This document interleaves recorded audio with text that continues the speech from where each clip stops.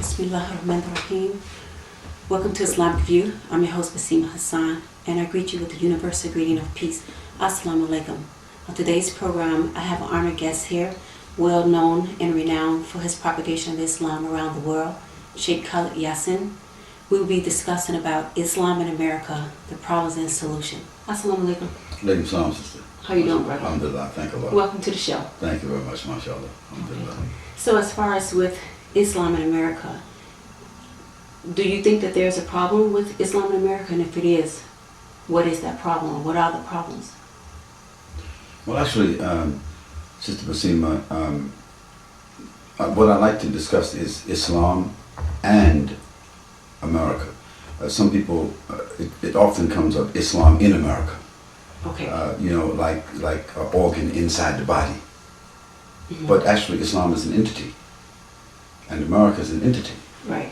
And if you separate those two entities and try to evaluate them within Islam, the people who profess Islam and embrace Islam around the country, they have problems.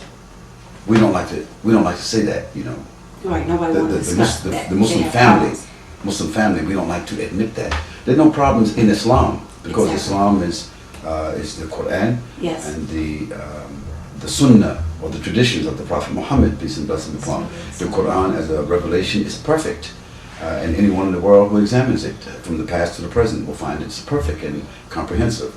The life of the Prophet Muhammad, peace and blessing upon him, is documented for everybody to examine like an open window. Yes. That he's an example for the whole world, those who know him and those who don't know him. And there's no human being in history whose life has been documented to such a degree, but nobody has found any documented errors or blemishes in his life. So it means that he is worthy for the world to look at as an example, because we do need human examples. We do. But the Muslims as a people, we are people who profess Islam. We embrace Islam. We were born Muslims or we became Muslims, and so we say that our system of life is Islam. Now within us as a body of people, there are many problems. And having examined and traveled the Muslim world, mm-hmm, and now, so, you know, I've seen my universal family, my global family. So you traveled everywhere. So now well, 37 countries, 189 cities, I think, you know, I've touched most of the places. Wow. So now, Muslims as a people, to be objective, I have to say that we have a lot of problems. We have a lot of resources, but we have a lot of problems. So when I talk about Islam, I'm talking about the resources of the Muslim world, mm-hmm, and I'm talking about the deficits and the problems of the Muslim world, including the Muslims in America. When I talk about America, and I am an American, I mean by every definition of the word. Yes, we are I was born in America, born in Harlem, New York, raised in Brooklyn, New York, so I'm a New York homeboy, whatever people want to call it, and I've traveled all over America. I've been to the dirty South and the dirty North. So I know the streets just like I know the mosque. I'm just as comfortable in the street as I am in the masjid. So I know America. And I became Muslim around the time that Al-Hajj Malik Shabazz, one of our martyred heroes, better known to the public as Malcolm X, I became Muslim in the same year that he was martyred. And so what I can say is that he was one of the voices that began to unveil to us what we didn't know before, some of the real problems that exist in America. Well, some of those problems that existed then, they have been compounded now, just they've been polished a little bit. They've been, a problem is like something that just keeps growing on the inside, but people can cover it and sophisticate it so that you don't really see it. Or as he mentioned it, you can anesthetize the people. You give them music and you give them sports and you give them all kind of little gadgets and things to do, distractions. And so it's like Novocaine. Somebody's pulling out a tooth or somebody doing an operation on you, a major operation taking place, but you don't even know what's going on. It's your body, but you don't know because you've been anesthetized. Mm. So we Americans moving out of the ghetto framework, because now, mashallah, from a sociological point of view, I look at human beings now differently. I don't see human beings anymore black and white, north and south, foreigners and No, I don't look at them. I look at human beings as the people who occupy this earth by the grace of God, and they come by the grace of themselves. So the people that occupy this earth that have intelligence are humans, because animals don't have intelligence. Right. So the human beings that occupy this earth, either they are responsible or they're not responsible. Now, if they're deaf, dumb, blind, crazy, dysfunctional, and they're in institutions, maybe we say they're not responsible. But the people that's living and working, wherever they are all over the world, speaking different language, they are responsible for the assets they have been given. We Americans, as human beings that occupy this part of the earth called America, we Americans, we have been told that we are a privileged people, and we are. From a economic point of view, from a political point of view, from a academic point of view, from many points of view, we are a privileged people. But from a moral point of view, this is probably the belly of the beast. The things that take place in America and in Europe among humans inside their homes, justified by the society and the government, and put on billboards and just done from all the way up and down the line.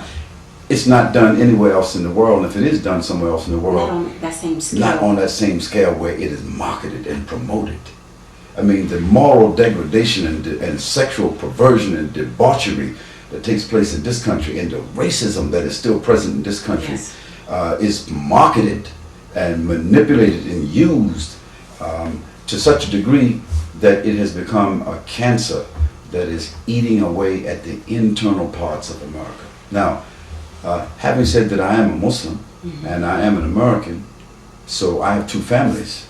I have a spiritual family, which is the Muslims from all over the world, and then I have a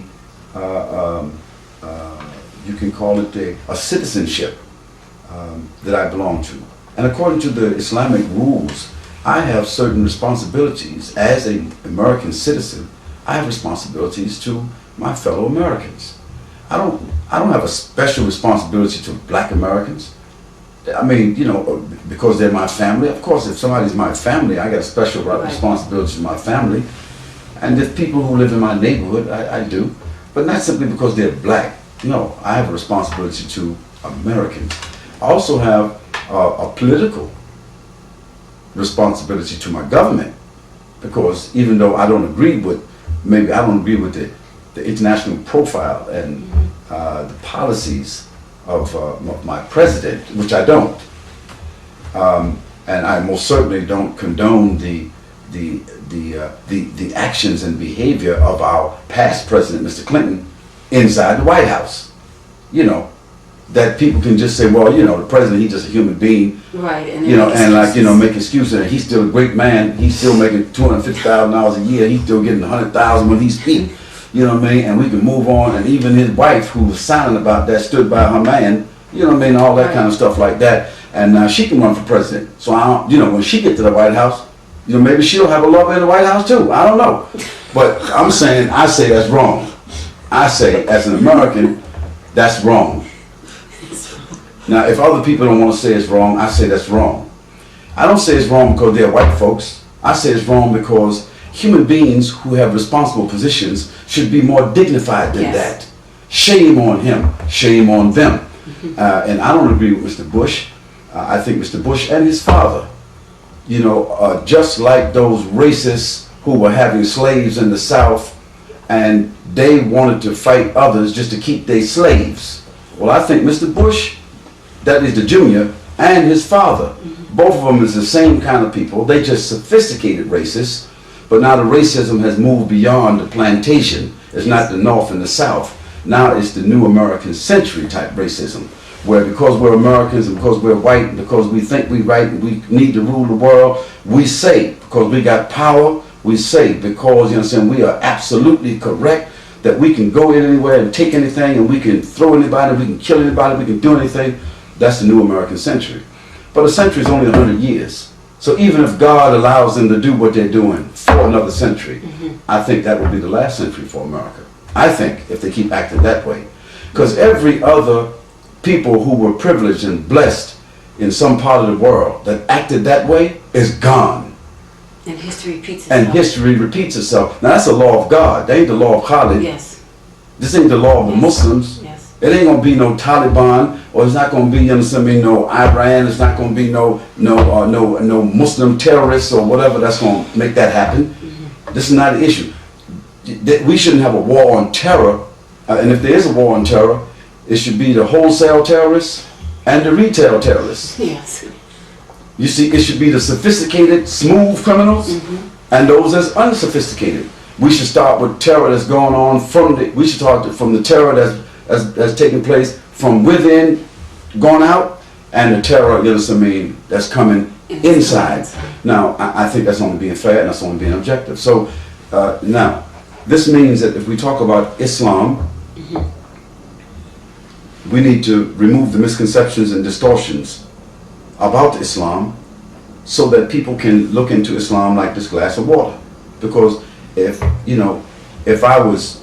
didn't know you, and you gave me a glass and the glass was black, and I didn't know whether you drink or whatever it is, I might have to say to you, sister, what's that? You would say, oh, that's water.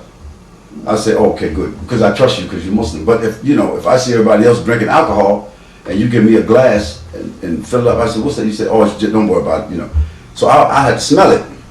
You see what's in it. Because I would say that for everybody else drinking alcohol, there might be some alcohol in it. I don't drink no alcohol. So for Islam, if we don't want people to suspect us, we want everything to be clear. If we want people to understand Islam and maybe they want to appreciate Islam and us, then our representation of Islam should be clear like this glass of water. Clear means transparent. So the Quran and the Sunnah, or the practice of the Prophet ﷺ, is clear like that glass of water. Anybody who sees into it can see right through it, can understand it for what it is. And the beautiful thing about it is that whether a person is black or white, male or female, tall or short, rich or poor, whether they're from China or whether they're from Africa, whatever it is, if they taste Islam one time, they'll know if they like that or not. And this is the beauty of Islam. But we Muslims is something different, and we have to distinguish that when we talk to people. This is Islam, and these are Muslims. Now, regarding Muslims, I say, and I have to be honest about this, that there's a lot of misconceptions and distortions about Islam and Muslims, based on prejudice, based upon ignorance, based upon confusion, and then based upon the distortion or the distorted behavior of Muslims. Now, it's one thing. That's one of the major problems, is that you have people that want to know about Islam or convert to Islam, but then they see different groups of people practicing different things and they think that it's Islam, when a lot of times they put culture with religion and they pass it off as Islam, when that's not the case. So we call that people have to try to understand. Everybody wants to know what is Islam, what is the basic principle of Islam. That's right. To make those comparisons, they hear these different groups: the Sunni, the Shiite, the Wahhabis. They hear, the Nation of Islam, all those different groups that's doing things a little differently. They want to know, what is Islam? What should be practiced? What is the right way, without being misguided?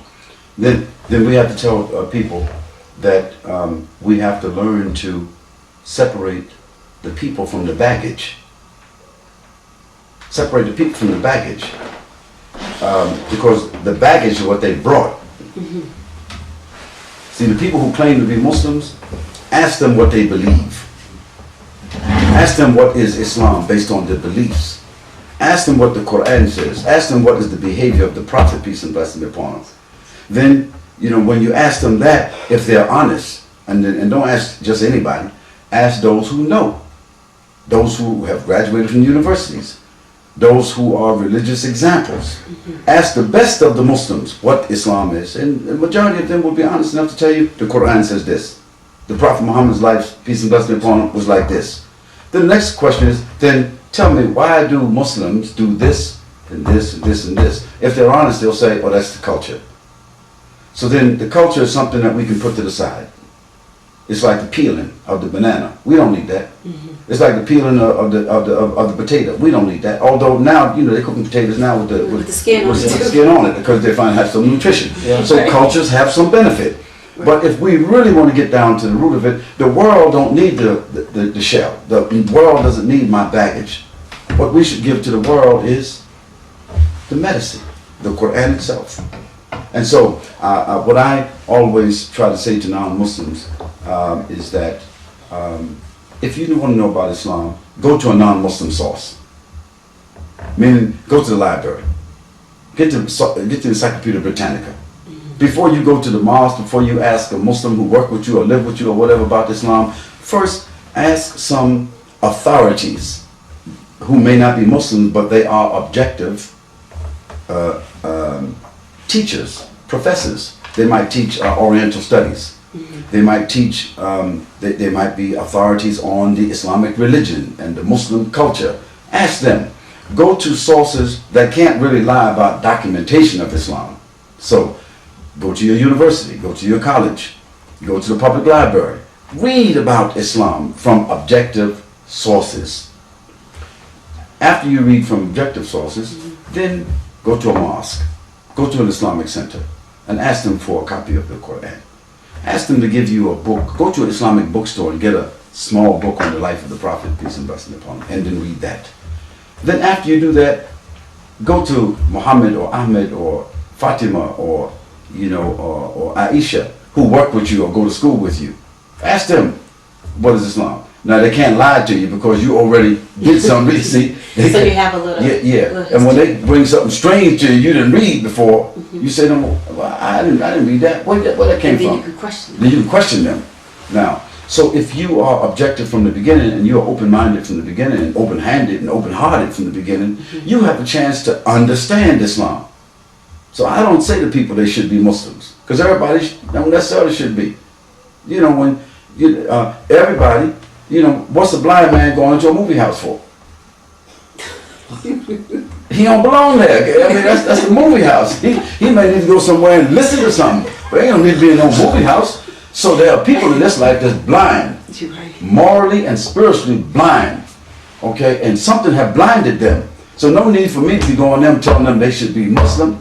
No, first what they need to do, they need to address that disease that have made them like that. So what I go to them and say, listen, there's some issues as a human being I think that you need to deal with, some moral issues, some issues of behavior, some issues of principles. And if I bring religion into it, they don't want to hear that because they're too far off from that. So everybody should not be approached with religion. Some people should be approached with psychology. Some people should be approached with simple education. Some people should be approached because they need food, they need clothes. Some people need a job. Because we are dysfunctional in different areas, sometimes we need to become functional before we can understand what's right and wrong. So I say that when we talk to non-Muslims, we as Muslims should not first be wanting to promote our religion, in pamphlet form or booklet form, and saying why you don't be a Muslim, why you don't look into Islam. If people look at Muslims, the question should be, why should a person want to be a Muslim? I mean, what industry? That's a different way to put it. Yeah, what industry the Muslims is controlling in America? What industry? If you want somebody looking for a job, what industry the Muslims controlling? If somebody want to go to university, what a Muslim university? I mean, somebody want to buy a car. What kind of Muslim car we got?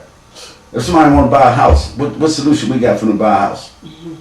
So, somebody gets sick, somebody got a problem, what is the Muslim hospital? So these are things, for me, human beings all around the world have needs. And there are institutions that address needs.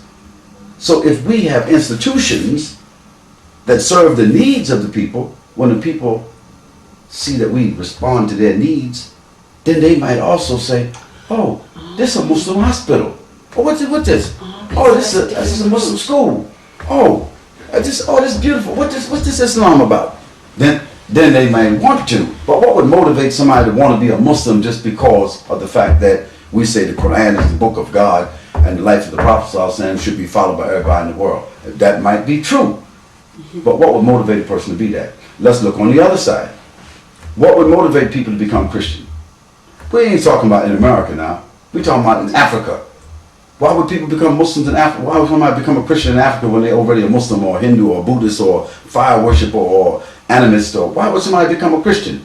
Because the Christian missionaries is going into Africa, not first with the cross, not first, you know what I'm saying, with the Bible, but they're going there with food, they're going there with medicine, they're going there building houses, they're building wells, giving people something to drink, you know, educating the people, relieving them of their situations. And so that appeals to them. And appeal to them. Then they're giving the kids toys, and again they're giving the kids with lollipops with a cross inside. Yeah. Then they're giving them injections that relieve them, but when they come back to get the injection again, they say, look, this comes by the grace of Jesus Christ. If you want this medicine, just say, take Jesus Christ as your Savior. First they say, well, I don't know what that means. They said, we'll come back and we'll explain to you again. But they give them food first. And, you know, after they get, well, you know. In a sense. In a sense. So, you know, and I'm not saying all of them do that, but, you know, I'm just giving you an analogy. I'm just giving you an analogy. So I'm saying we can see that it is more practical to provide people with their needs. And Islam is the religion that brings, Islam is a bread and butter religion. Mm-hmm. Islam is a religion of bringing relief to the people. Islam speaks about, you know what I mean, clothing the sick, healing the sick and clothing the needy and dealing with the yatim, the orphans and the widows and dealing with the family and building up the community and protecting the morals. And this is what Islam talk about. Islam is not just worshiping inside the mosque, reading from some scriptures, waiting for some holy days to practice some particular, thing. That's just some rituals that we do. Why would somebody want to do all those rituals when they don't see Muslims involved in nothing? Okay, let's just say Minnesota. Most people talk about the things that you can't do as being Muslim. So you got poor people in Minnesota. I mean Minneapolis, right? You got to have some poor. I ain't seen no homeless people in the street, but I'm sure there's some place where there's some homeless people. Yes. We got homeless people. So and most of them are African American. Okay, do the Muslims go down there and talk to the homeless people, or do the people go to the Salvation Army? They go to Salvation. They go to Salvation Army. Yeah, okay.